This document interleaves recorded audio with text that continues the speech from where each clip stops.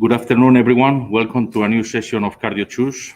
I would like to introduce myself. I am Daniel Rey. I'm a family physician at the Estrada Health Center of the Santiago de Compostela Health Area, and one of the chairmen of this session, together with Dr. Alfonso Varela, who is a cardiologist and medical director of the University Hospital of Santiago de Compostela. Today, we're going to talk about the new clinical practice guidelines recently published by the ESC on the management of patients with heart failure. And we're also going to talk about the results of the Emperor clinical trial program. In this session entitled, What's New in the ESC 2021 Heart Failure Guidelines? We are lucky to have speakers of national and international prestige, and I'm sure that the presentation will not disappoint any of the attendees. I want to introduce the first speaker, who has kindly accepted our invitation to join us this afternoon. It is Dr. Stephen Anker. He works as a cardiologist at the Charity Campus in Virchow Clinic in Berlin. He is the principal investigator of the Emperor clinical trial program, of which the results of the Emperor Preserve have recently been published. His presentation today is entitled the ESC 2021 Heart Failure Guidelines in Perspective, Emperor Preserve, and Pulling Data Insights. Thank you, Dr. Anker, for being with us this afternoon. The second speaker is Dr. Jose Ramon Gonzalez. He is the head of the Department of Cardiology of our hospital, and is also one of the authors of the clinical trials, Emperor Reduce and Emperor Preserve. His presentation this afternoon is entitled From the ESC 2021 Heart Failure Guidelines to the Patient's Care Pathway, a Cardiologist's Point of View. Thank you, Dr. Juanate, for being with us this afternoon. The third speaker is Dr. Sergio Sanjurjo. He's a family physician at the Porto do Son Health Center in the Santiago de Compostela Health Area. He's also the director of the Semergen Research Agency of the Spanish Society of Primary Care Physicians, and as well as coordinator of the teaching unit of our specialty here in our hospital. He will give us the point of view of a family physician, and his presentation is entitled the ESC 2021 Heart Failure Guidelines from a GP Perspective. Thank you, Dr. Sinta, being with us in this interesting session. I just want to thank all of you for assistance and welcome the people who are following us through the web. And I don't want to take more time from the speakers, so Dr. Anker, whenever you want, you can start with your presentation.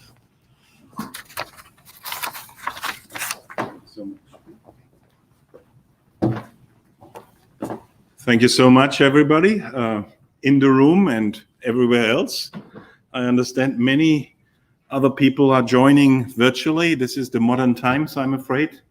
So I'm really happy. Jose, thank you so much for making it possible to be here. I think in Santiago de Compostela, one of the homes of, hospitality and Christianity, and also one of my list items on the bucket list for many years, I have to say, if you know what I mean. If you don't know what I mean, let's talk at dinner. Now, I really also have the pleasure to share with you some exciting news, how to readapt therapies invented for one purpose for a different purpose. And that's another way of looking at translational medicine, right? Where basically you find a useful thing, apply it, develop it, but now you find a second or a third use. And to me, that is another important way of translational medicine development, not just focusing at basic science, animals, cell cultures, and how to translate them to the human being, but how to translate human being findings in one way for other human beings. We have several anti-diabetic drugs, and SGLT2 inhibitors are one of them, and this is basically just putting in perspective the main outcome of the EMPEREC outcomes trial, which 2015 was published, where basically suddenly you could really do secondary prevention at a level of power, statistical power, like statins, like ACE inhibitors some years before. And so SGLT2 inhibitors, I think many have already realized it, but if you haven't realized it, they are changing the world, and they will continue to change the world of our medicine if you think about preventing problems. if you look across the different trials with the different drugs, and you have here metformin, DPP-4 inhibitors, SGLT2 inhibitors, GLP-1 agonists, and you come from a heart failure perspective, you are looking for things that make a difference possibly to heart failure patients. The 3-point MACE, so getting an infarct, having other vascular disease, and of course dying for cardiovascular reason, that's important for heart failure patients. But also it's important for heart failure patients to look into cardiorenal outcomes more specifically. What about end-stage kidney disease, and particularly, what about heart failure hospitalization? And you look at the column of SGLT2 inhibitors. Here you basically have reductions of problems with these drugs in all categories. So maybe this is an option to move forward to in heart failure itself. And this is how the heart failure treatment story with SGLT2 inhibitors really developed. Back in 2015, in the autumn, when we saw the results, to the end of 2016, within 12 months, most of these heart failure studies were planned. This was a very intensive time for trial design and planning. And the results are now coming in the last 2 years, started with DAPA-HF and EMPEROR reduced, and this year and onwards with several more trials. So very briefly looking at the heart failure with reduced ejection fraction studies, not looking at the trials individually, but looking at the meta-analysis we published from DAPA-HF and the EMPEROR reduced trials of 3,000 and 4,000 patients respectively, looking here into the cardiovascular mortality result in these trials, seeing a 14% reduction in a similar way in both trials, achieved no heterogeneity. There may be a few events less in the one group than in the other, and the hazard ratio is varying a little bit. Look at the overlap of hazard ratios. The results are really very much similar, and they're even more similar if you look into the original primary endpoints of the trials, the combination of cardiovascular death and a heart failure hospitalization. When do you have trials of 3,700, 4,700 patients respectively, and you see hazard ratios that are spot on the same, and overall there's a 26% reduction of events, which is clinically meaningful and important. And even more, these trials were the first trials in medicine where an anti-diabetic drug was used also in non-diabetic patients and showed exactly the same benefit as in the diabetic patients. So here you have the diabetic patients. Here you have the patients without diabetes. Look at the results. They're identical. Now, should we recall this anti-diabetic drug actually a drug for people instead of diabetes or no diabetes? These are drugs for our patients in a much broader sense, for cardiorenal disease prevention, for treatment of cardiac problems, for the treatment of renal disease. These drugs are very useful. So the short version is these results were very fast taken up by the guideline committees, and the SGLT2 inhibitors are now one of the 4 pillars of therapy, besides renin-angiotensin-aldosterone inhibitor system drugs, ACE inhibitors, ARBs, ARNI, beta blockers, mineralocorticoid receptor antagonists, and SGLT2 inhibitors. They form the evidence base for making a real difference in our patients. Of course, we also use diuretics for symptom management. You see these are now all class 1A and B indications in the guidelines, and there is this new indication for dapagliflozin and empagliflozin to reduce death and to reduce heart failure hospitalizations with a 1A. You have to do that indication. These foundational indications are only the beginning of the journey of how to treat best heart failure patients. We are now embracing a phenotyping approach where, depending on the specific problem, of the patient, call it comorbidities, call it phenotypes. We then give additional therapies, a high heart rate with ivabradine, maybe in patients with atrial fibrillation, anticoagulation, etc., etc. You need to give each patient what he deserves. But the foundational therapy, including SGLT2 inhibitor, is the same everywhere. But now that was only one part of the story. When this was discussed in 2016, it clearly was an issue of in which patient should we do this with heart failure? Heart failure with reduced or with preserved ejection fraction? And in some of these discussions, basically given the option, I actually choose heart failure with preserved ejection fraction as the primary target for me, simply because the patients in EMPA-REG outcome were similar to patients with preserved ejection fraction because of their event rates. Now, when you want to look into recruiting for patients with a preserved ejection fraction, the next question is, how do you define these patients? And in the guidelines we now have, and I'm sure Jose will say much more about this, less than equal 40% as a definition for reduced ejection fraction heart failure. We have what some people call HFmrEF, mildly reduced or mid-range ejection fraction heart failure. This is 41 to 49%, and we have 50% and higher heart failure with a preserved ejection fraction. All of this should be done in an objective way to promote basically really clear decision-making of heart failure as a syndrome. I believe, Jose, that's very important also to you, that the clinician still needs to think it's not just a game of numbers and biomarkers. The physician is still needed. But of course, in HFpEF, you want some objective evidence for problems. And that's exactly how we recruited the trial. So this is now the design slide of the study where we just published it 10 days ago in the New England Journal. So 5,988 patients, all with an ejection fraction of about 40%, all with structural heart disease or a heart failure hospitalization in the last 12 months. They were randomized to receive empagliflozin, 10 milligram once daily, or placebo.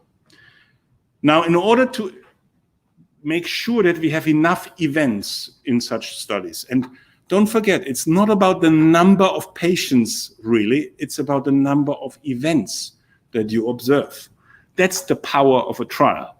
So we decided to have basically raised natriuretic peptide levels for inclusion criteria to make sure there is a minimum amount of events in this trial. So above 300 when you were in sinus rhythm, above 900 when you're in atrial fibrillation. Otherwise, patients were symptomatic, New York Heart Class 2 to 4, but mostly 2 and 3. And patients had an estimated GFR of at least 20.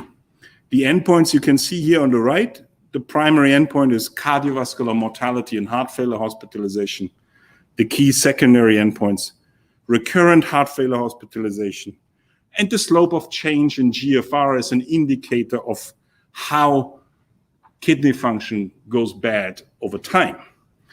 Recruitment happened in 23 countries, amongst them Spain, and Jose, you led the Spanish effort, and so it's really fantastic that we have a chance to publish these things together. You can see here that for more than 600 sites in 23 countries, the patients came. So you can also see that this is a big logistic effort. So these are the patients, almost 3,000 patients in each group, 72 years of age, 45% women, big number. Patients had, in many cases, diabetes, half, essentially. Half the patients had atrial fibrillation.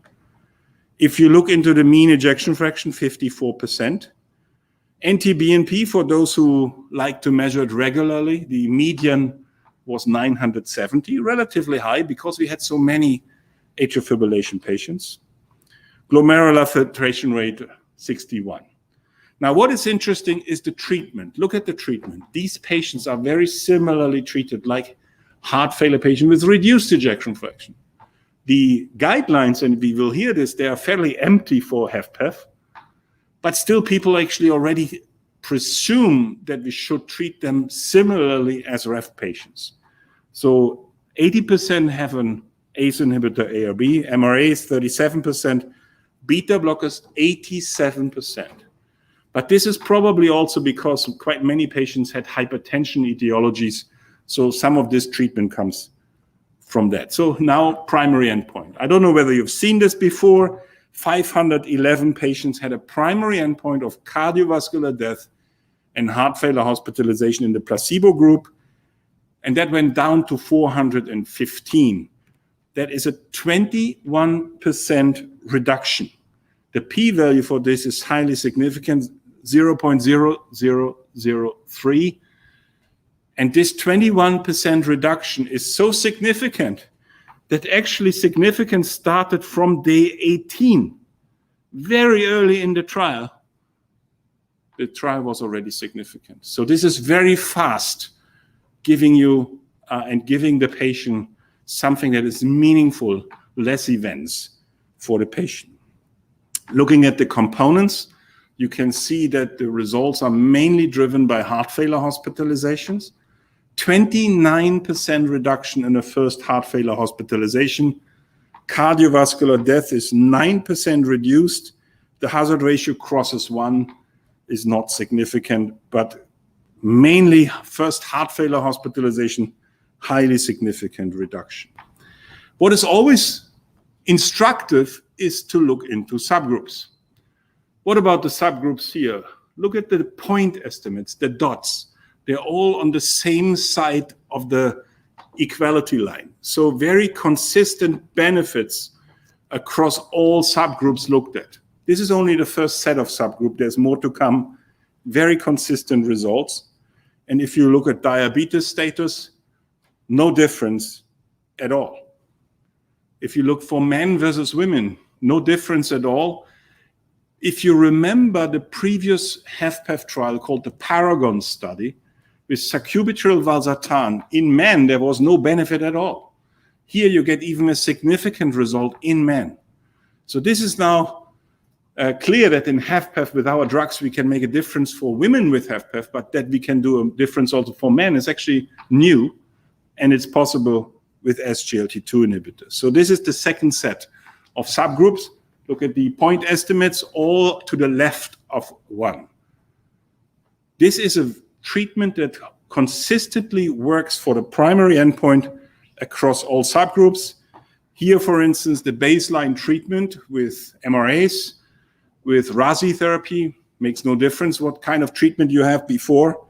Here, the ejection fraction, below 50, 50 to 59 or 60 and above, makes no difference. There is no significant interaction. The results are overall very similar. Now, when you have completed the look at primary endpoints and subgroups, you then look into secondary endpoints.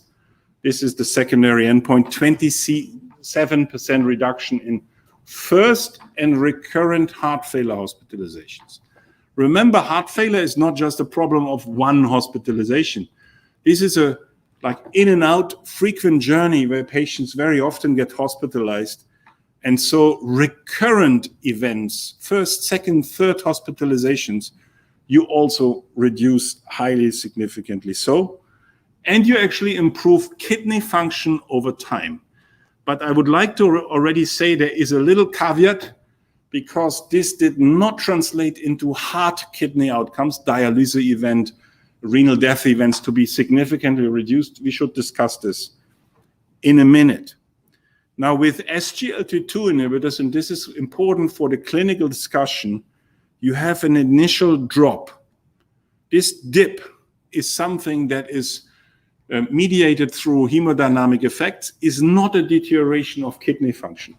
And if you look, for instance, after the end of treatment, take blood samples, and this is described here on the right, and then restudy the levels for creatinine to calculate estimated GFR, what you will see is basically that after the study is ended, the kidney function is better in patients on AMPA, less reduced, minus 3.3, than in placebo.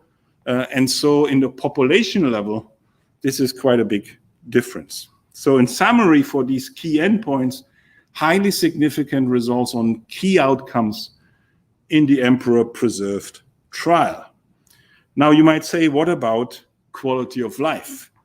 You can see here on the right, better than on the left, that the quality of life indicators also significantly improved. Patients do have also a quality of life benefit with Kansas City cardiomyopathy questionnaire. We are looking more into this, and very soon we'll publish additional data at the American Heart Association. We looked into symptoms, so the New York Heart Class. So you have more patients improving, and you have less patients deteriorating with the New York Heart Class. And so in both directions, you have symptomatic benefit with empagliflozin in HFpEF patients. Very useful additional information. Now, this slide is most interesting to those with a mechanistic insight interest.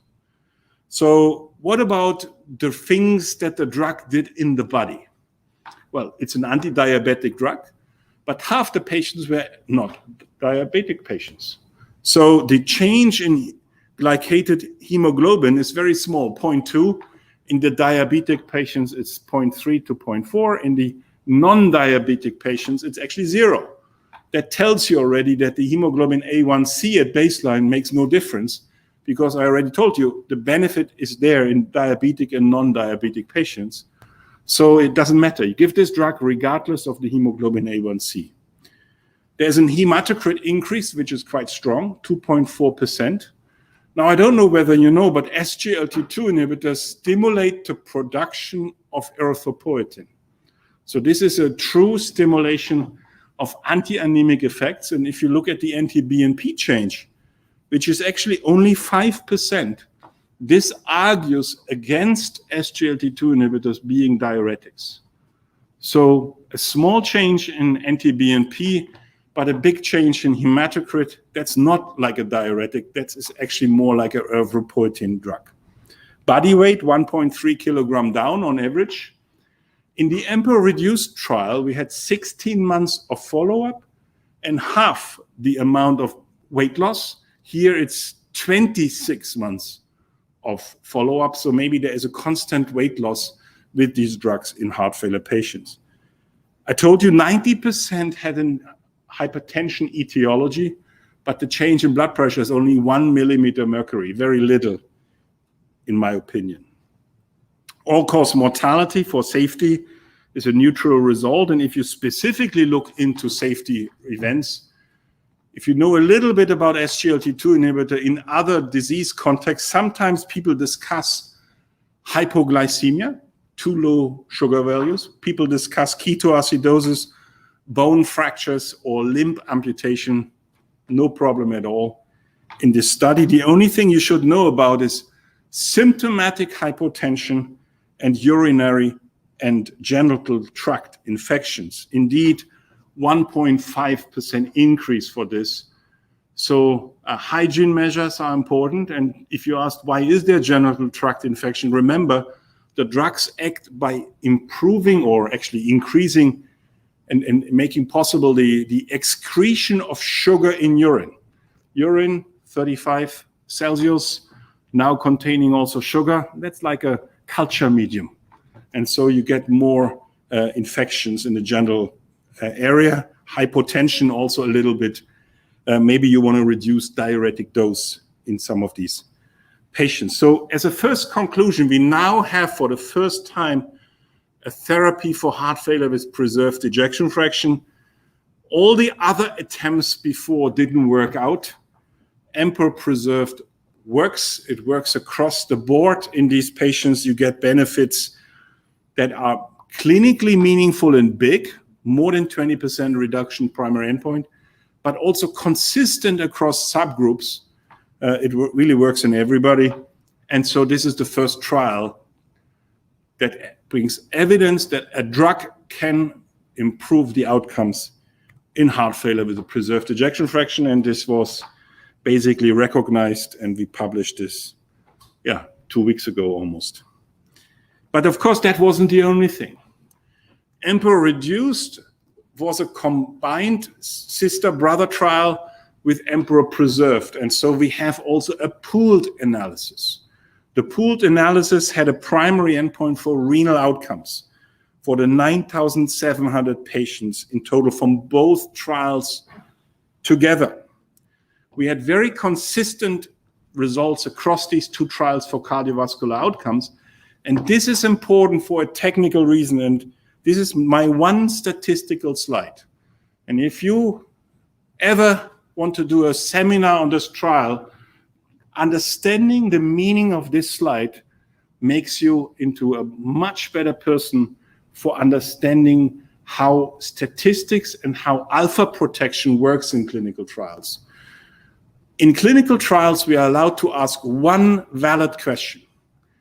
And the consensus in the society is that you have a 5% error chance. And this is why alpha is at 5%. People will accept that 1 out of 20, you might be wrong, but the results of the trial are right. So, okay.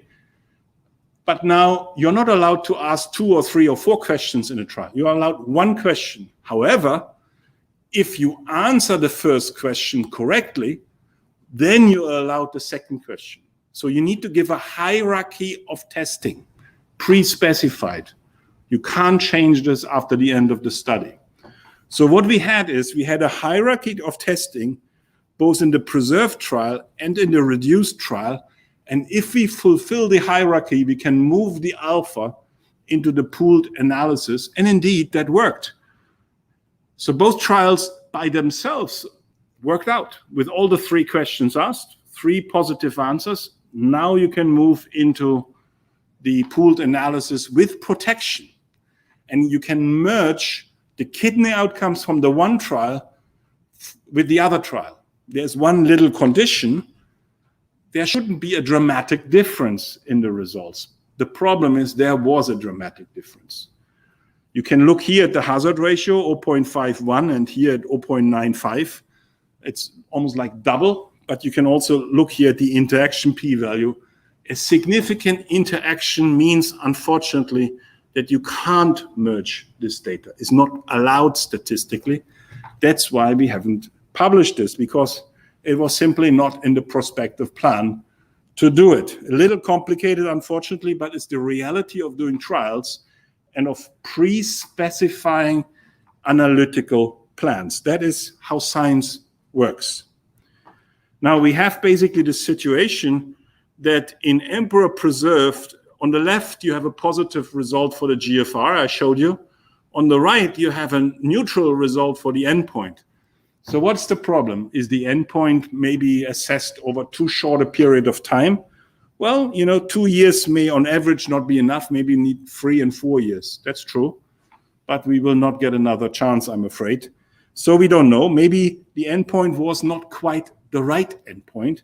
That's, of course, a post hoc statement, and we can really discuss this, but there is some point, because the typical definition for renal outcomes is with 50% sustained change in GFR and including renal death. But in our trial program, we had 40%. We choose a wrong cut point, I'm afraid. If you look here, the 40% change that we choose, that's the endpoint, 0.95. Had we chosen the other one, we would have had a 22% reduction. You might call that bad luck. Interestingly, in DAPA-HF, they have chosen the 50% cut point and have a very similar result. So we shall see what the next trial Deliver is doing on this. We have published now quite extensively on this. There are several more trials trial papers that we are coming out in the next few weeks. We now have one more big piece of evidence with the Emperor Preserved trial in this shaping up landscape of SGLT2 inhibitors in cardiovascular disease. It's a big success story for heart failure development. I can only ask you to use these medicines. They are very simple to use. You have no electrolyte imbalances with SGLT2 inhibitors, unlike, for instance, with MRA, you have hyperkalemia. You have no practicality problems. It's once daily, no titration. You only need to remember 10 milligram once daily. That's it. And actually, it doesn't matter. EMPA or DAPA is the same dose. it's once daily. And lastly, in HFrEF, we already know that it is now a 1A recommended therapy. The trial results came too late for the current guidelines. I still believe in the next guidelines, we will have an indication for them. And it leaves me to say thank you for your attention. And whenever we should have the questions, I'm very much looking forward to it. Thank you so much.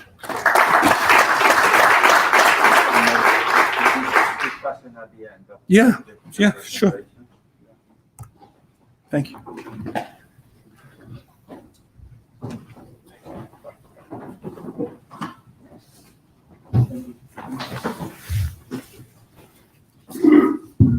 Thank you, Dr. Anker, nice presentation. Bueno, vamos a continuar ahora con el programa. El doctor Francés, que no necesita una presentación, catedrático, jefe de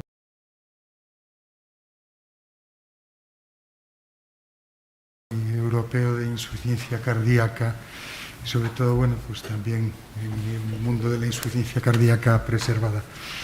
Nos va a hablar un poco de las guías nuevas, actuales de insuficiencia cardíaca y un poco cómo trasladarlas a nuestros pacientes. Cuando quieras, Ramón.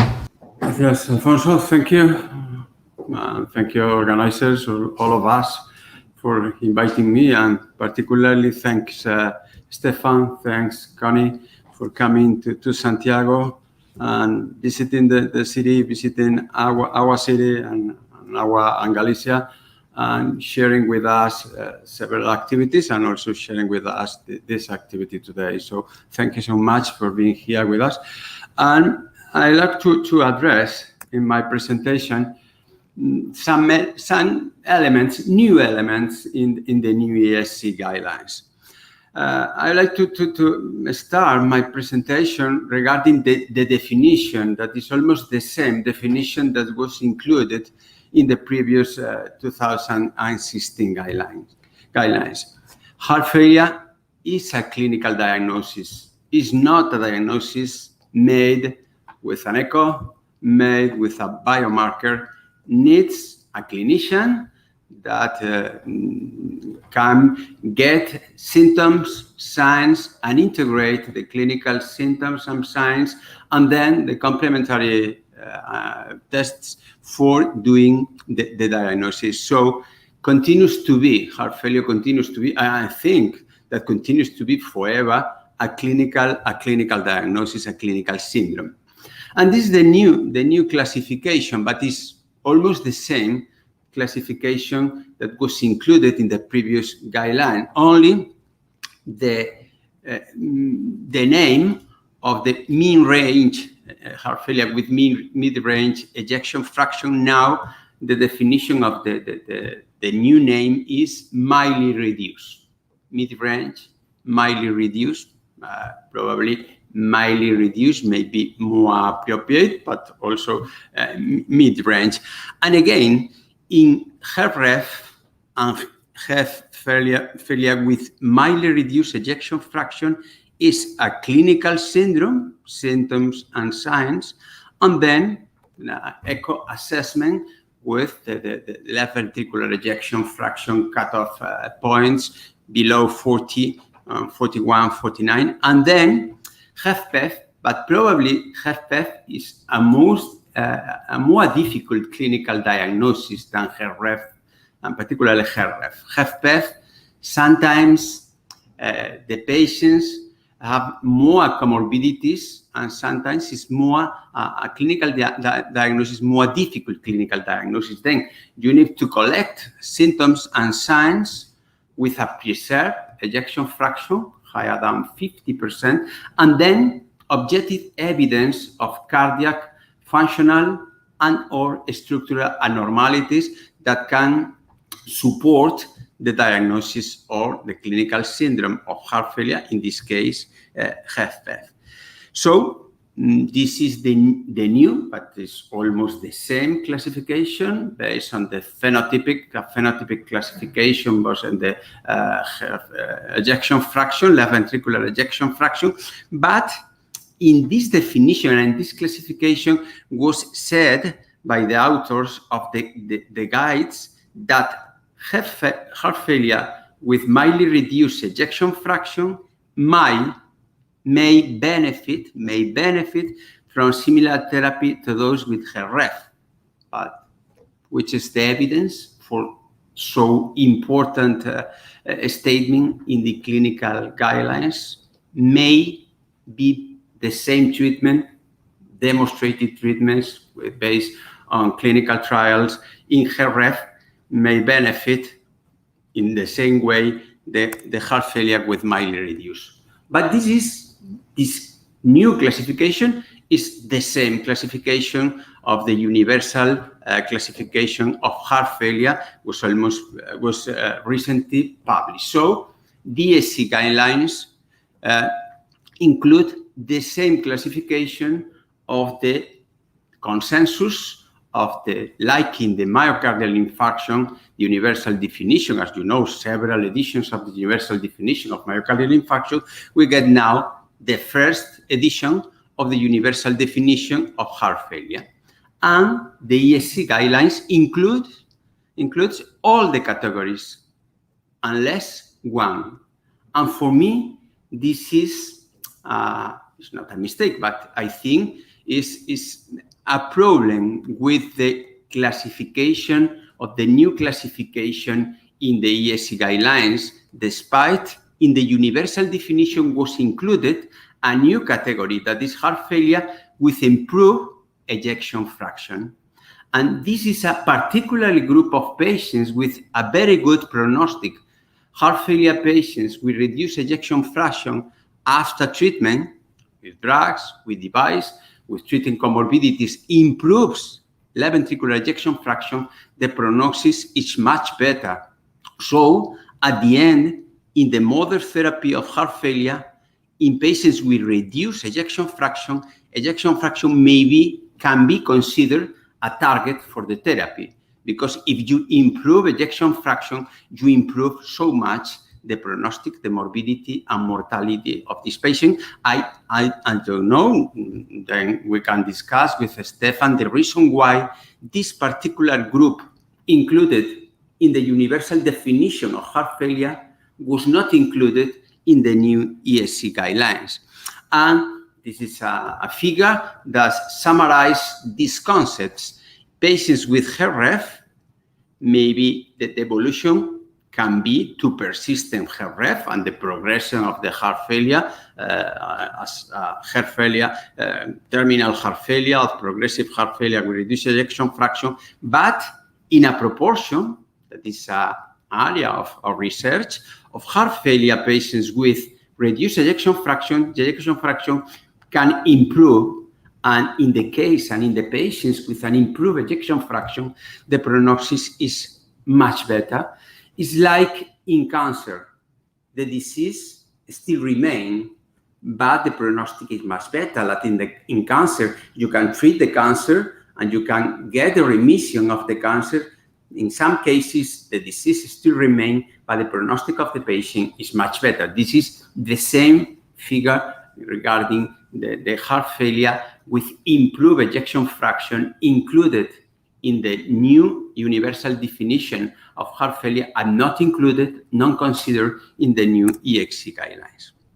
Regarding HREF, Stefan already presented this algorithm that is summarize the treatment, the management of patients with HREF, and the foundational therapies. We can discuss if ACE inhibitors continues to remain first choice, instead sacubitril valsartan, or ACE inhibitor should be considered only in the case that the patient don't tolerate sacubitril valsartan, beta blockers, anti-ALDO, anti-mineral receptor corticoid antagonist, and SGLT2 inhibitors.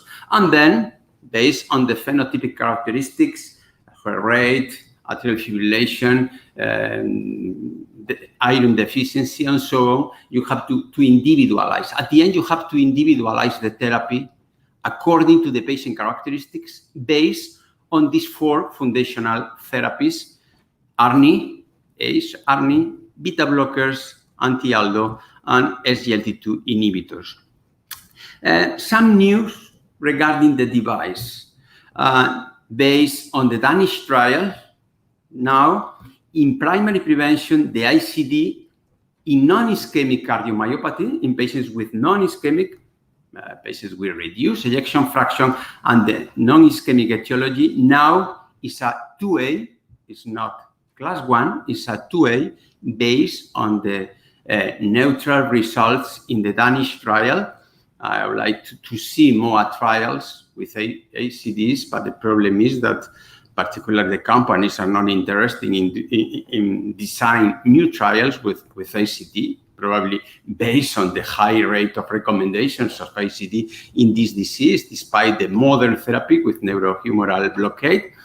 And in CRT, in cardiac resynchronization, this guy simplify the indication.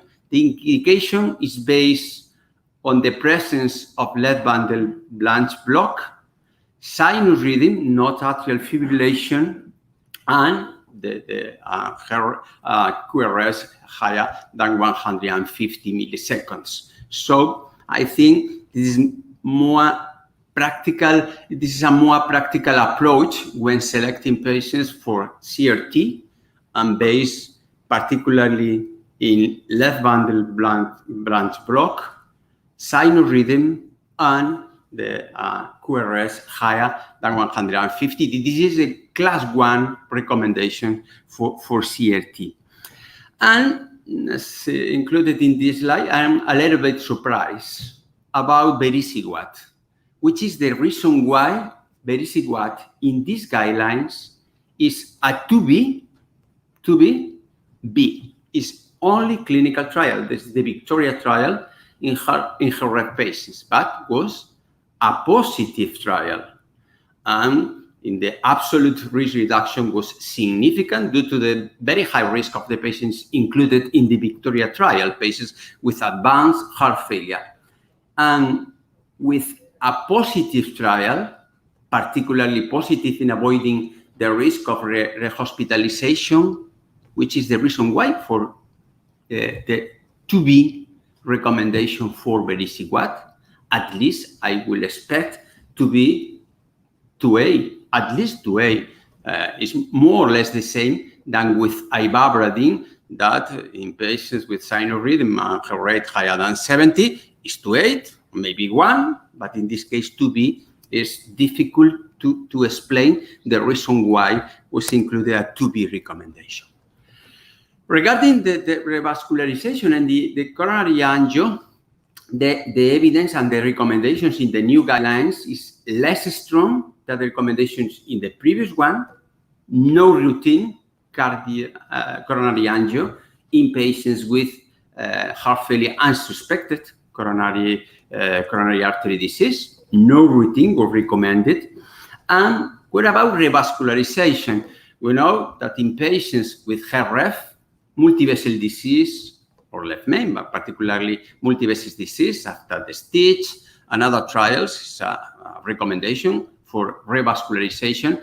And recently was published a subgroup analysis of the ischemia trial in patients with left ventricular dysfunction, but an ejection fraction between 35 and 45. Some patients with heart failure with mildly reduced ejection fraction, other with reduced ejection fraction. In stable coronary patients with multivessel disease, the revascularizations improves a lot the prognostic of such patients. In patients with heart failure or not, in this case, with left ventricular ejection fraction, with left ventricular dysfunction based on the ejection fraction. This is a subgroup analysis and needs to take with some word of caution, but it's a strong subgroup analysis was recently published in Circulation and probably support the revascularization in heart failure patients with mildly reduced, in this case, below 45 ejection fraction. And this is, as I mentioned before, in the Victoria trial, that in the new guidelines is a 2B and B, a 2B recommendation, the number needed to treat is only 24. It's similar to other trials. And the absolute benefit, not the relative, because the patients are sick patients with a high number of events, is much higher than the absolute benefit seen in other trials with a class 1 recommendation. So it's a good piece for the debate, which is the reason why for the task force of the new guidelines with this evidence give a 2B recommendation for very sick what. At the end, this is a summary. It's my summary regarding the foundational therapies, ARNI, beta blockers, anti-ALDO, SGLT2, 1A, unless ARNI is only 1B, only a clinical trial, the paradigm. And what about ACE inhibitors? Remain as possible first choice. Sometimes due to economic issues, needs to be remained due to the price of sacubitril valsartan, but you continue to use ACE inhibitor as a first-line therapy in HREF. And then I think the most important is the right-hand side of the slide, the clinical controls, because you can get the 4 foundational therapies as a poly pill. You have to design a strategy in clinical practice for including the 4 drugs with a clear prognostic benefit. And for this, you need a strategy. You need a patient pathway, and you can identify the patients in different scenarios. You can identify the patients in a descompensation during the hospital stay, and when the transition to oral therapies, how to develop the strategy for including the 4 drugs that improve the prognostic of the patient. And this transition phase, I define this transition phase after the acute descompensation, during the hospital stay, at hospital discharge, and the early follow-up of the guideline, and you have to design a strategy. Also, you have to to get in clinical practice a strategy when you see patients in ambulatory basis, in the ambulatory consultation, and you have to get a strategy. The classical strategy, this was recently published, you have to try to avoid the case in heart failure of too little, undertreated, underdosed, and too late, and included the drugs with a proven prognostic benefit too late. And this is, for me, as a clinician, the critical point. The earlier, the better in many diseases, in myocardial infarction, and so on. And the earlier, the better when you treat patients with heart failure, particularly when you treat patients with descompensated heart failure in the hospital. And you have to define, this is the slide, the central slide, you have to define a strategy in the time of the transition to oral therapies for trying to include the big 4 drugs in this approach in 4 weeks. The 4 drugs in 4 weeks, but starting in the hospital in this phase of the transition to oral therapies. And this is a great debate. You have to move from this vertical approach to a more transversal approach, and in this case, this could be considered a strategy, but the strategy needs to be individualized according to the patient characteristics.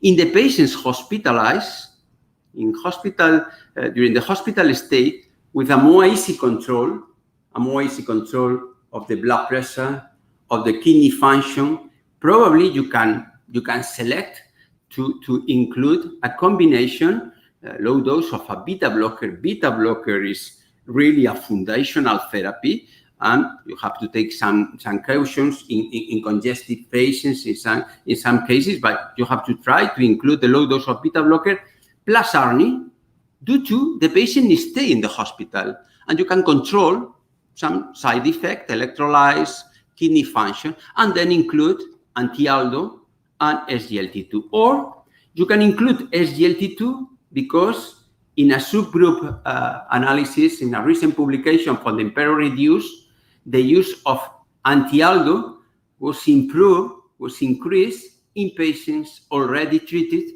with empagliflozin. So empagliflozin can add to optimize the therapy in these patients.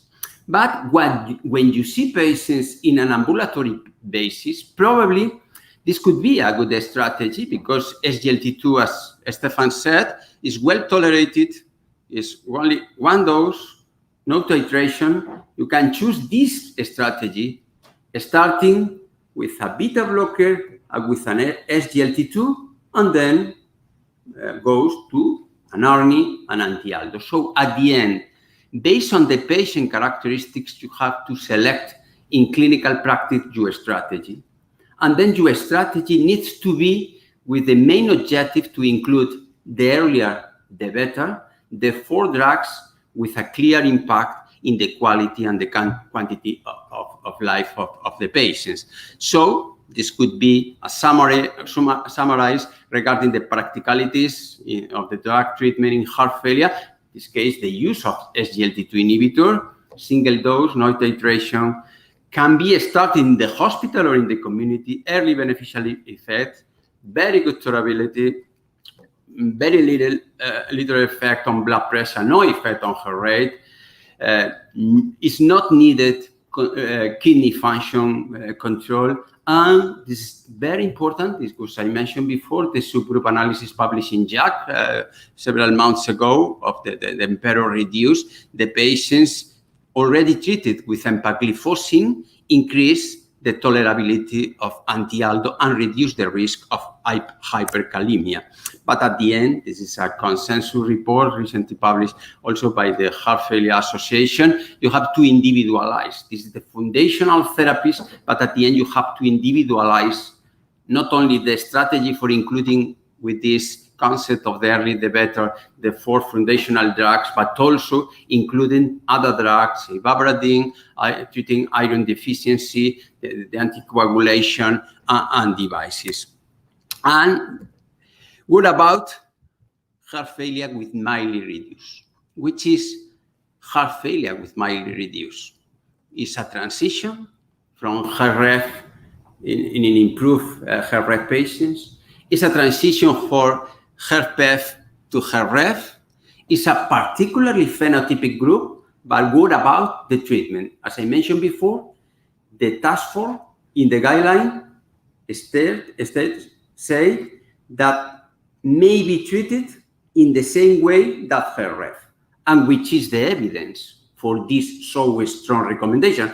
And when you see the table, all the drugs, instead diuretics, that is class 1, to avoid congestion, all the drugs, sacubitril valsartan, ACE inhibitors, RRB, anti-aldo are 2B, which is 2B, and C. C is, all of us decide this is C, but 2B, and you put this table with 2B and you write the patients may be treated like HRF.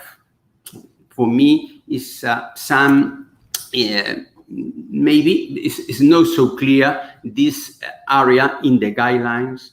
It's not so clear the recommendation, and at the end, this table is saying nothing because what is 2B, C is saying nothing.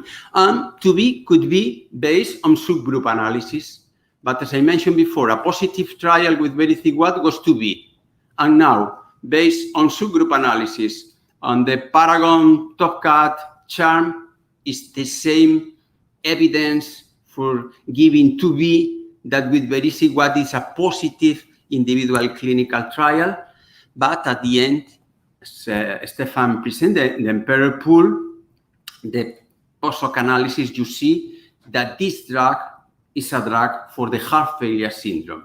This is so important. It's for the first time we get a drug for the heart failure system or heart failure syndrome, irrespective to the left ventricular ejection fraction.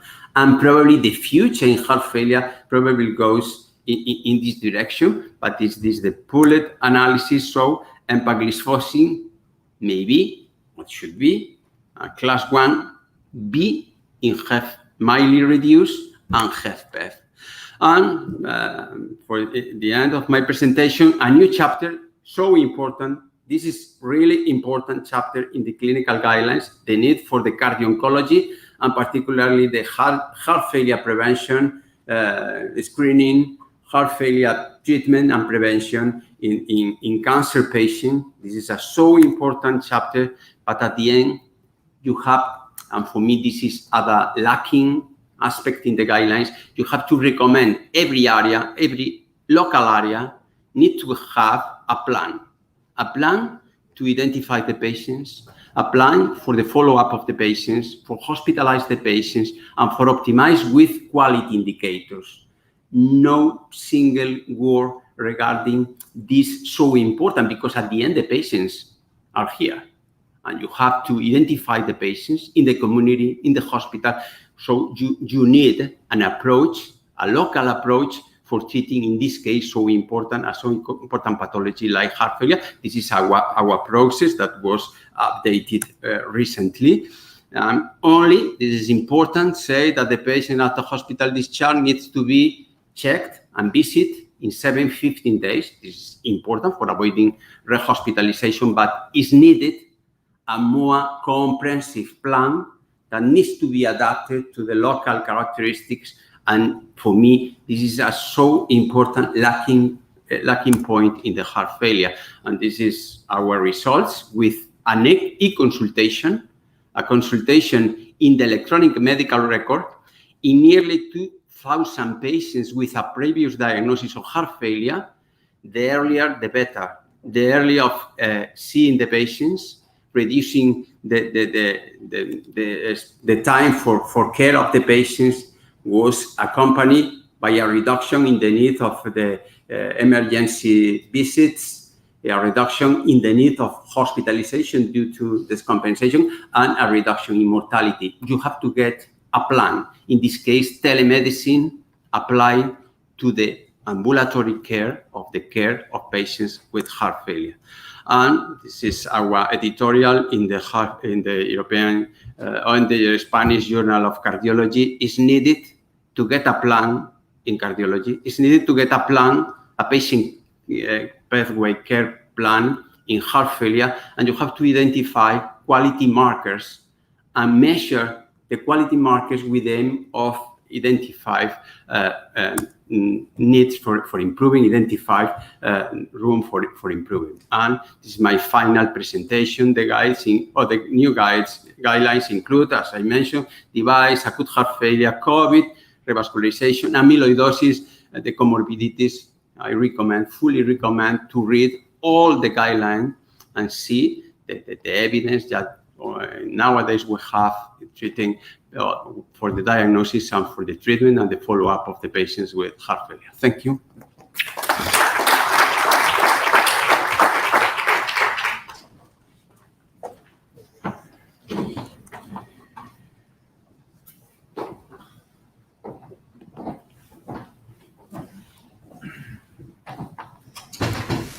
Continuamos con la sección. Ahora el doctor Sergio Sinta, médico de familia del Centro de Salud de Portodosón, va a intentar hablar un poco de la transición de estas guías de práctica clínica al paciente de atención primaria, ¿no? Que yo creo que también es muy importante que no solamente queden en el ámbito de la cardiología, sino que la insuficiencia cardíaca pues, es una enfermedad que afecta a una parte importante de la población y la implicación de los equipos asistenciales de atención primaria es esencial.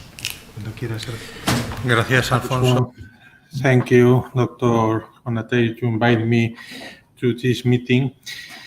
Today, I have to explain the most important things in the guidelines to the GPs. For me, there are 4 key points for the GPs in the guidelines. The first one, of course, the diagnosis. And the first step in a clinical syndrome as the heart failure, the first step may be symptoms and signs. And so I show you the most typical symptoms and more specific signs in this slide. The second step, sometimes we forgot, is to identify some of the most probably cause of this heart failure. The most typical in our practice in primary care is the coronary arterial disease in a previous myocardial infarction, or well in patients with hypertension or diabetes. And then we can request some tests. In primary care can do some of them, and other is in cardiology service. But the first one, the electrocardiogram, we can do in primary care, and never we can forget to do an electrocardiogram. Some test blood, but now in primary care is more important the natriuretic peptides. Usually we don't request these tests, but the guidelines, as I explain better in the next slides, these guidelines consider very important the peptide natriuretic in our practice. The third test, the chest X-ray, to diagnose other comorbidities, and the last one, and very important, is the echocardiography. Usually, the echocardiography is to do in cardiology service, and in the first episode of heart failure is very necessary a complete study in cardiology. But in the last years, we know portable systems that we can do echocardioscopy in primary care, as this butterfly is one of them. The echocardiography is very important because help us to classify the type of heart failure in our patients. We have to classify in one of these three types. The second key point for the GPs is very important to remember the role of natriuretic peptides, because this guideline improve the recommendation level, because the previous guidelines was very lower the recommendation of this type of test.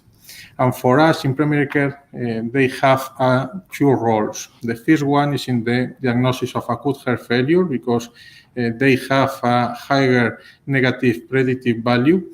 And the second one is in the prognosis. We have this study, LN study, and they analyze the patients with the level of natriuretic peptides, and the patients with higher levels was a worst prognosis. And also the authors design a score to analyze the prognosis, and they use the natriuretic peptides, but also other clinical and analytical variables in this score. And all the information is important in the prognosis, not only the natriuretic peptides. And here in this meta-analysis, we can see is more important the natriuretic peptides to predict hospitalization, but not the mortality. And for me, this is the most important key point in the guidelines, the coordinated follow-up between both levels, general practice, cardiologists, or also internal medicine in some hospitals. Here we have four important tasks. The first one, the correct diagnosis and treatment of these comorbidities, because a bad control of these comorbidities has a worst prognosis in all patients with heart failure, because it's an important task. But the critical point probably was here, the discharge, the change between the hospital to home of the patient, or also the hospital and primary care. And the guidelines tell us that we have to do the first visit in the first 2 weeks. My query here is, where is the best place for this first visit? Is the primary care, the cardiology service, the internal medicine service? I think we can debate later. Other point is if we can use the natriuretic peptides to take decisions in the change of the treatment. I show you two studies, PRIMA and GUIDE-IT, and both show us it's the same to use the clinical data of the natriuretic peptides to take decisions. The prognosis of the patient is very similar in both strategies. And also with the new technologies, this is most important in these years, and probably improve the prognosis in the patients. For us in primary care, the use of non-invasive advices, and probably we have a better control of a complex patient as the patient with heart failure. And the last and fourth point is the treatment. For us, we must know the treatment in patients with reduced ejection fraction. No? This is the therapeutic, and we have to know. But usually, this treatment begin in the cardiology because they do the echocardiogram and begin the treatment. It's more important overall in ensure the patient reaches the target doses in each drug that they are taking. And this is very important in our primary care. And is probably most important overall in patients with preserved ejection fraction, because this is a group of patients more prevalent in our practices. The first role is to diagnose etiology and other comorbidities in patients with heart failure. And the second task is to treat correctly hypertension, diabetes, the use of statins, and to remember to the patient the correct lifestyles. And in the next months, I hope to begin empagliflozin probably.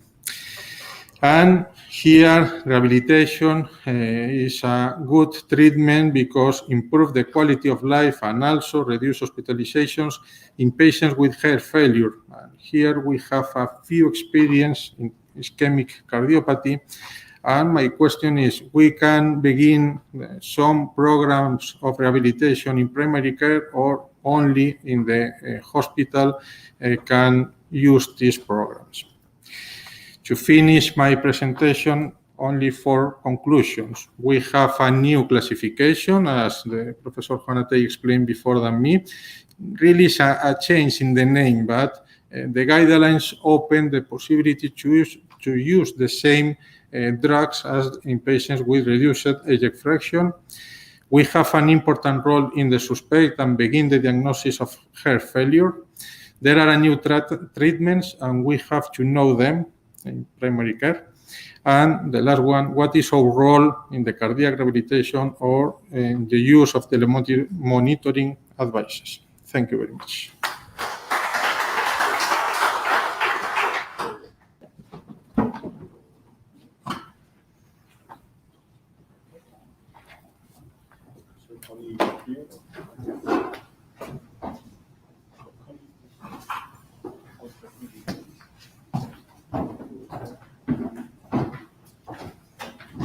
Thank you all the 3 speakers for your brilliant presentations. I think they are very clarified, and I would like you to invite to come to here, please. If anyone in the room have any questions, you can formulate it. Feel free to do it.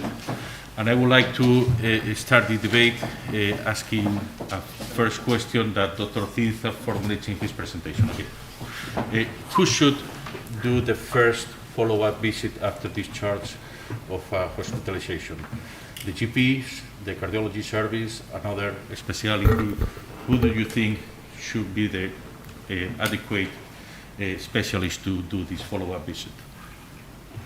Yeah, I think this is a critical point. It's probably one of the things related to the follow-up of the patient care organization in the new guidelines is so important, because it's a class 1 recommendation. The patient after hospital discharge needs to be visited in 7 to 15 days.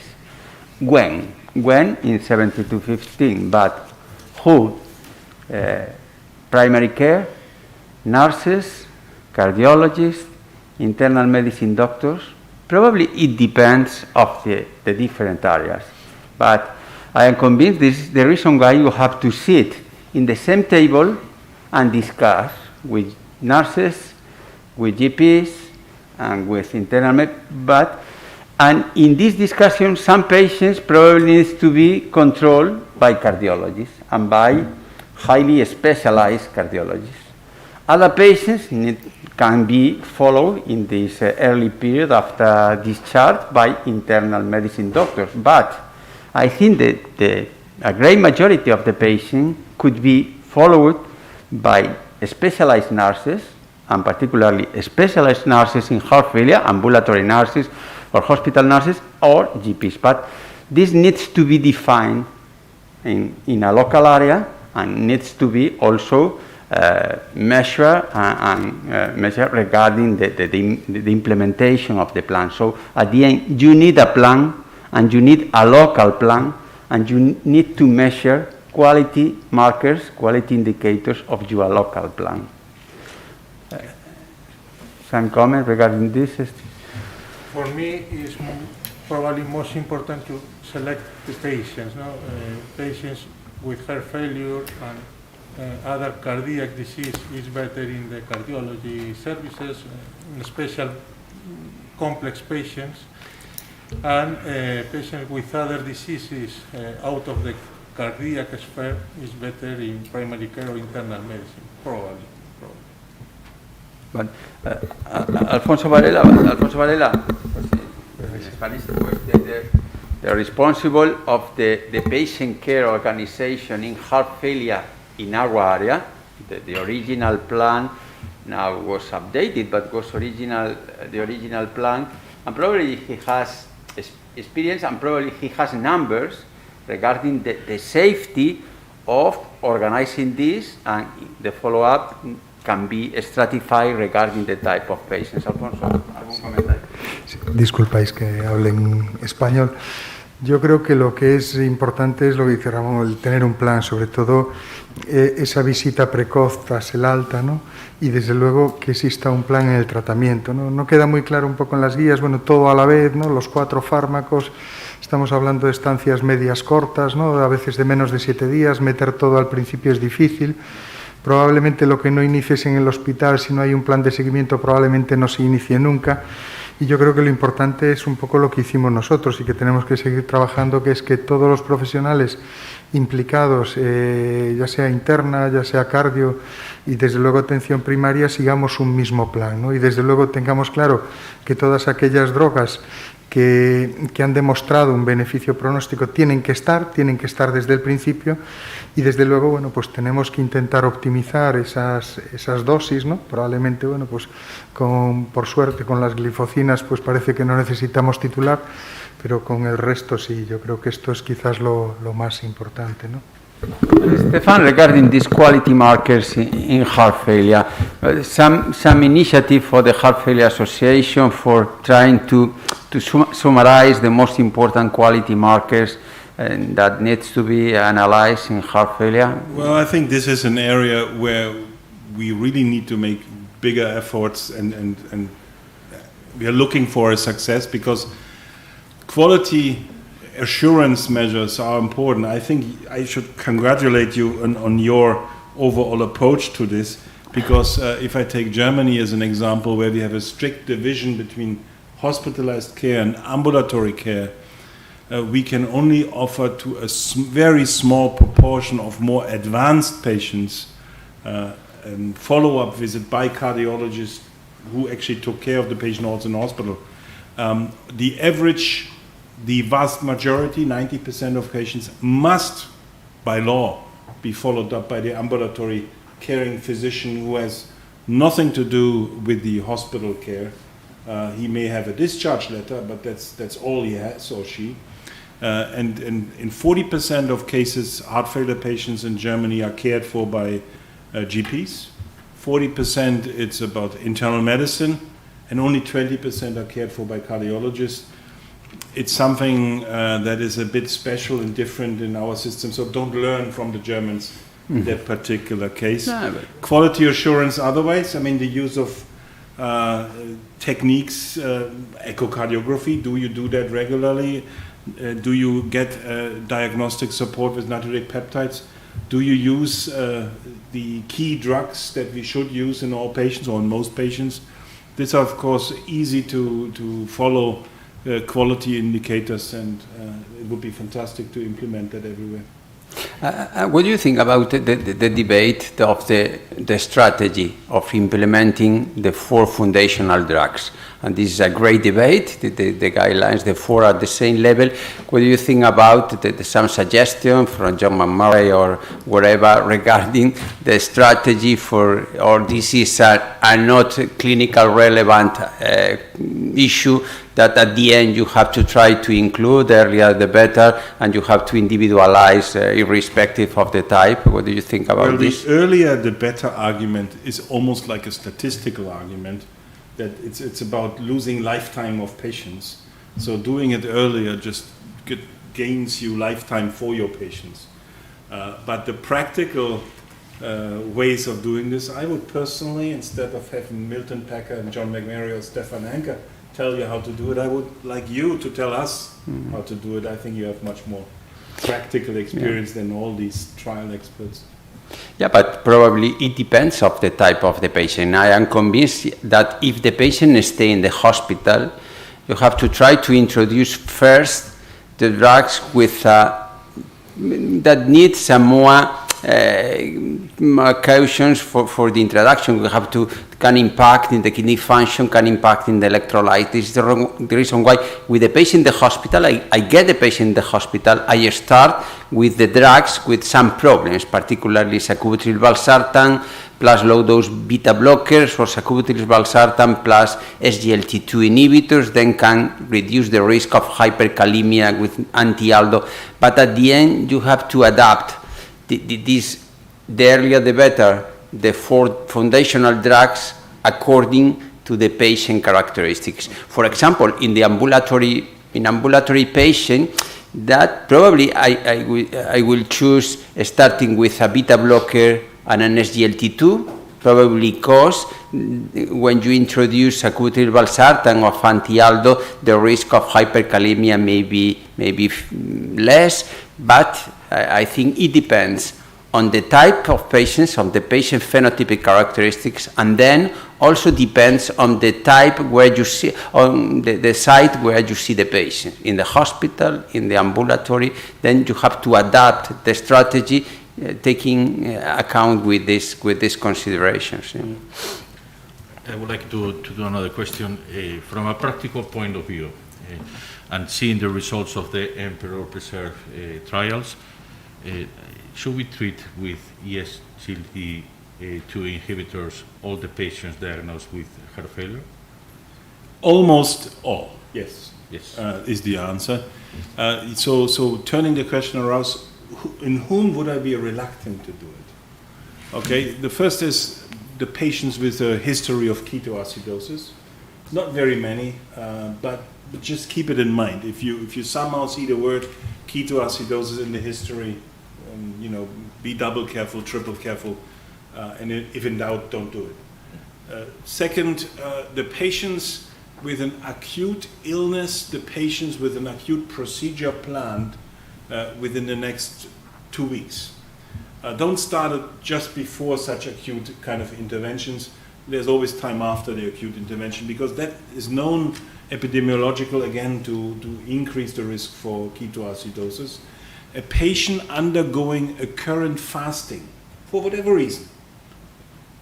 Well, if they really want to do fasting, you know that I'm not the greatest fan of it, for cachexia to develop and weight loss develop, but okay, if it's intentional weight loss and for some reason somebody wants to do fasting, don't start an SGLT2 inhibitor during a fasting period. It increases ketone bodies for sure.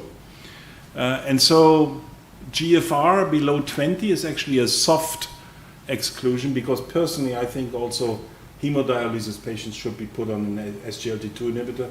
But from a formal standpoint, below 20, below 30, you may have some exclusion criteria depending on local situation. Amyloidosis patient, if I know that somebody has amyloidosis, probably at this moment I would restrain from using an SGLT2 inhibitor and try to get a specific treatment.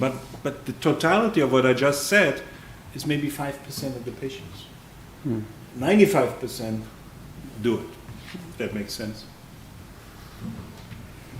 There is a question from in the web regarding the flu vaccination. in patients with heart failure and a class 1 recommendation. What do you think about? And recently was published a trial regarding the role of flu vaccination in patients with myocardial infarction. What do you think about the flu vaccination, annual flu vaccination in these patients? I'm very positive in favor. I have to say, flu vaccination, COVID vaccination, preventing basically virus disease strain in heart failure patients is a good strategy. Whether or not the trials can really document that, don't forget these trials also have a lot of crossover and strict randomization in these trials to no vaccination. It's not really possible, it's only delayed vaccination. So the power of these trials are not easy, but no, very pro. I don't know. Any different opinion in Spain? I don't think. No. I think it's the same opinion.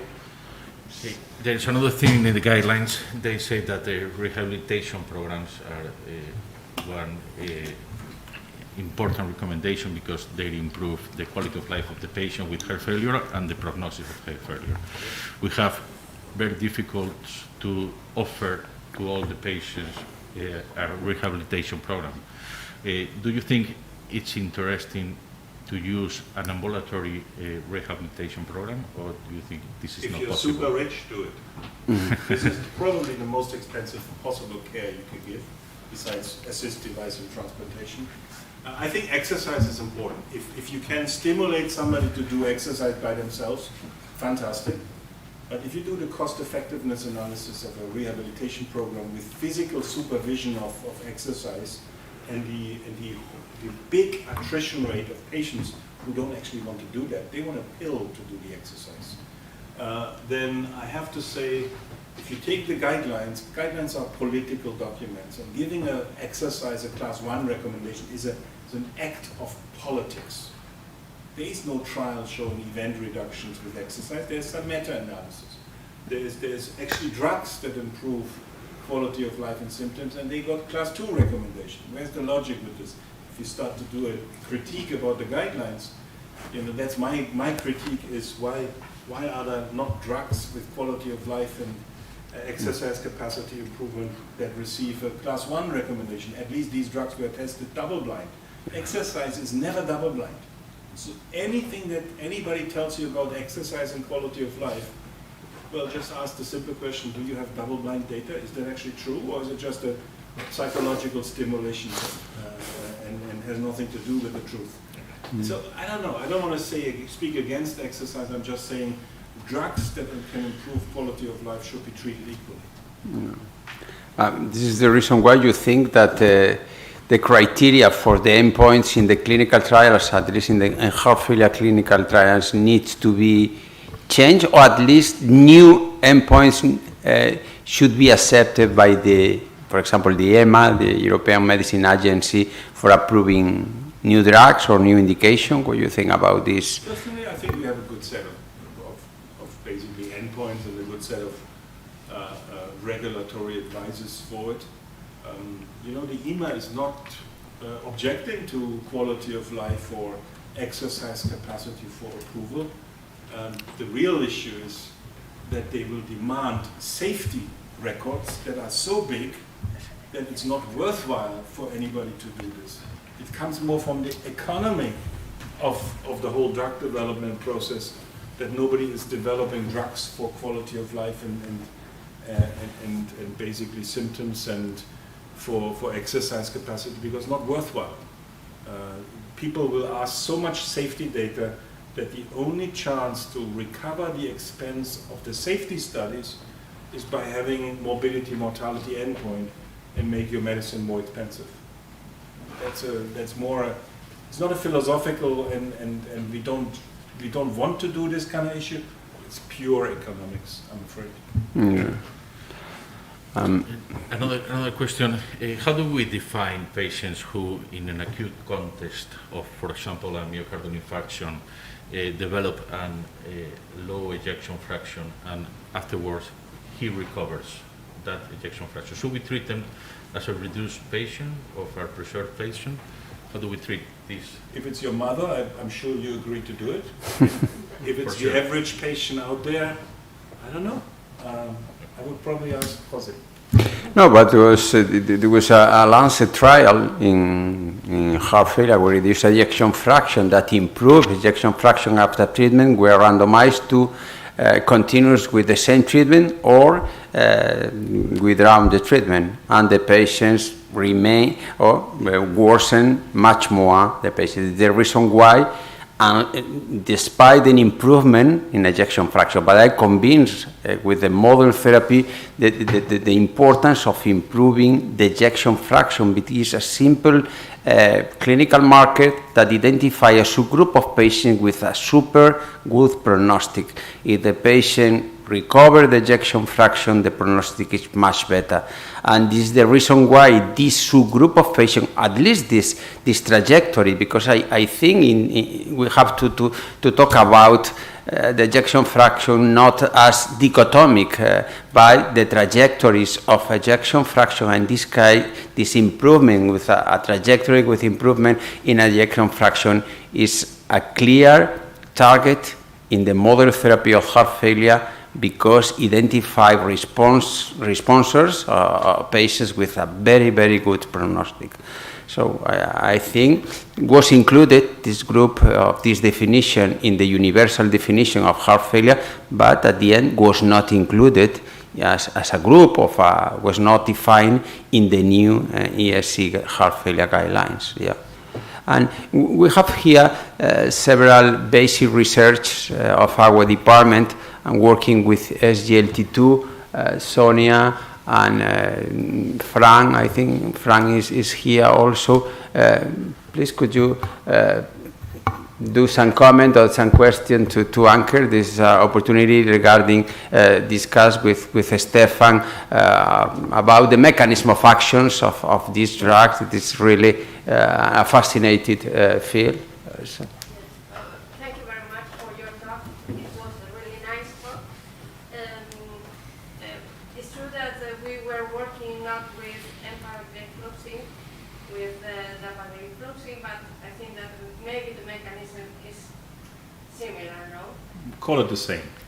Because it is the same. So, but it's true that even in the European guidelines, they suggest that we need much more biomarkers for really understand the problem of the heart failure, no?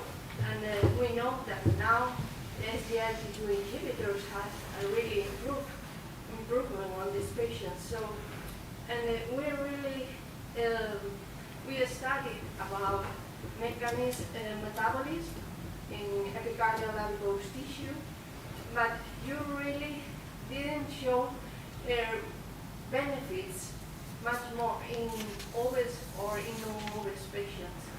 Now, what do you think about that? Which could be much better, the mechanism involved on, I don't know if you understand me. Well, basically, when I try to avoid the mechanism discussion a little bit, because I have two different answers to this. One is I can give you 10 possible mechanisms, and whenever you have 10 possible mechanisms, that's another way of saying I don't know, and nobody knows. But I give you my second answer. It is not possible to actually define a mechanism of action. You can only define by scientific standards why something does not work. Remember, we are doing statistical testing. Do you remember the word falsification? We are saying actually when we do a statistical test, we reject the zero hypothesis. Have you ever wondered why we are doing this? Because you cannot positively prove something, you can only prove that something is not. And by proving 1, 2, 3, 4, 5 things that are not responsible for something, you come closer to the truth. You can never prove the truth positively. Yeah. You can only come closer to the truth. Now apply this to the mechanism of action. If you ask me, tell me the mechanism that is the truth. You cannot find this out, I cannot find it out, nobody can find this out. Except nobody wants to hear that kind of statement. But that's the true statement. That's the truth about this. You can come closer to the truth. And you can design your experiments to exclude this possibility, that possibility. Now, we can discuss about the erythropoietin thing. Okay, that may be an aspect for the quality of life issue. We can discuss about some of the renal and cardiac effects. Maybe that is the prevention of heart failure and the renal effects in heart failure with a reduced ejection fraction. All fine, all possible. If you were to know a little bit more about the mechanism, would that make you treat people different? I hope not. So I take a very pragmatic approach. The data is guiding us to what we should do. If you need an extra reason to do it, okay, I offer you an extra reason. Do you know about the uric acid change in these studies with SGLT2 inhibitors? Uric acid is basically dramatically reduced by SGLT2 inhibitors, partly because of uricosuric effect, partly because there is less cell death. Uric acid is basically developing when purine bodies are set free and degraded, and then you find more uric acid. But now here is not more uric acid, it's less uric acid, so that means less cell death, less damage to tissues. Why is less uric acid a good thing? Now, go back to about 2008, Nature paper, uric acid as a death signal. When you basically have a situation of some form of a stress, call it an injury, call it an infection, call it something, you have cell death. When you have cell death, you have purine body accumulation, you have uric acid. Uric acid is a signal to cells to have a stronger production of cytokines in response to endotoxin and similar stimuli. So uric acid is like a catalyst of cytokine production. And check this out. Basically uric acid CD14 interaction for TNF production in response to endotoxin. Lovely articles in Nature about this. So if you want one extra Stephen Anker mechanism, that's my mechanism. Now you can tell me your mechanism. Yeah, but do you think that we need much more biomarkers in the clinical trials? Because otherwise can help us to really understand much more the disease. Now I give you the answer that you may not know about, but then you tell me whether that's a good answer. We have 1,500 blood samples in Emperor preserved. We have 1,200 blood samples in Emperor reduced. And in each blood sample, we will measure 1,000 biomarkers. Is that good news or bad news? It depends. It depends, exactly. So your wish shall come true, but I'm not sure whether it brings us closer to the truth. I don't know. We will do it. We will see what we get. It's an Ohling's test, and Fayez Zanad is doing it for the reduced study and Javed for the preserved study. You know, if you come for the dinner tonight, I will passionately talk about cancer. That's what I really believe we should spend our time on as heart failure people to make the lives of these people better, to really go for new subjects. I believe that cachexia should be treated. Yeah, biomarkers. I mean, I've got about 300 biomarker papers. I'm getting slightly, shall we say, disillusioned by them. So I don't know what to say about your answer. Should we have even more? We will have more, I'm sure, because many people want that. Do I want more? I'm not sure. Fair? A slightly more honest answer than you expected, I guess. So, any other questions? Javier, would you like to make a comment regarding the device therapy indications in the new guidelines? Javier is an electrophysiologist from our department. Yes, thank you very much. I like very much your talk.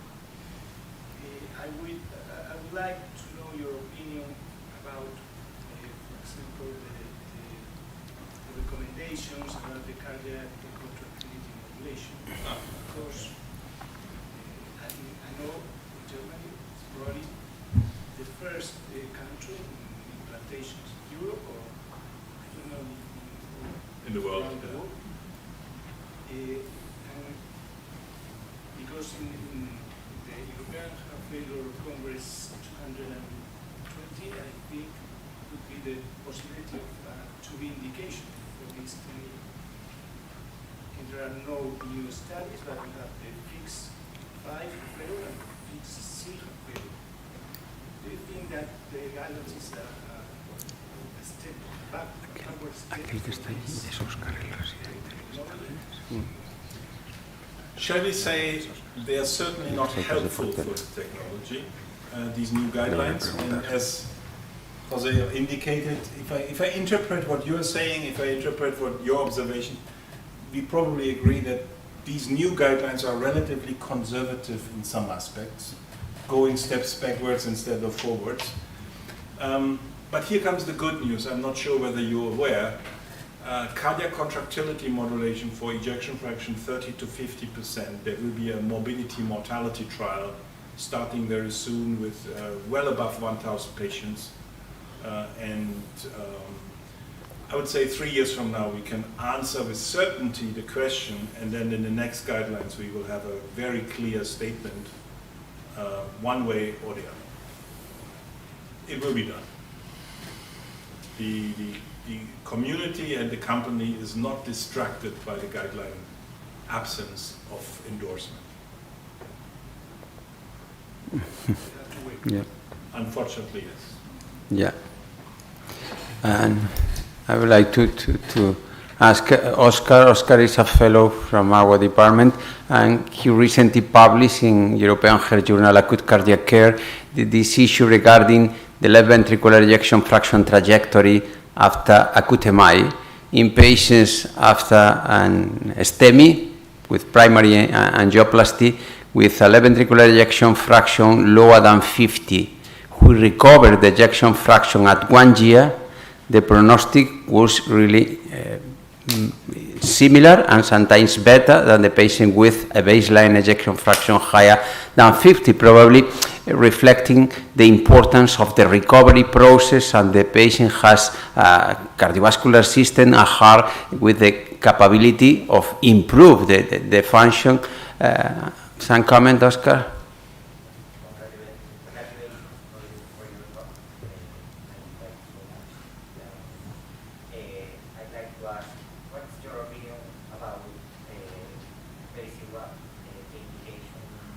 About pacing? Very sigward. Very sigward. Yeah. Clearly, there was a lack of a lobby in the guideline for it. What can I say? I wasn't part of the discussion, and